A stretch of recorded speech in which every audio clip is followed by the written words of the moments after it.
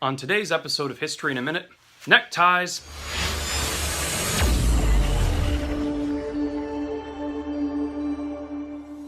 Hey everyone, it's Mr. Philip Campbell with Homeschool Connections History in a Minute. I am your bearded, nerdy history guru, and today's episode is on the origin of the necktie. You know, I had always wondered what joker came up with the necktie because this provides no comfort or warmth whatsoever, and it's not comfortable to wear. It's merely a stylistic decoration, and I have no idea why.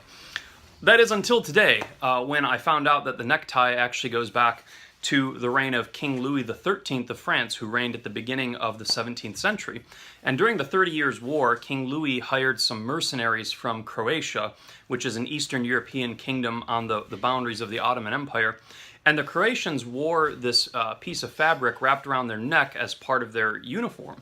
And Louis liked it so much, and the Croatians served him so well, that he adopted it at his royal court, and he mandated the wearing of what he called la cravat, which was named after the Croatians. He mandated the wearing of the cravat at all royal celebrations, and the cravat would be the precursor of the modern necktie. It would go through several variations. It started out very fluffy, and then it eventually, by the early 20th century, late 19th century, it adopted pretty much the modern form. So, guys, if you're ever standing there in front of the mirror, putting on one of these choking ties, and, oh, why do I have to wear this thing? You can thank King Louis XIII of France. So now you know.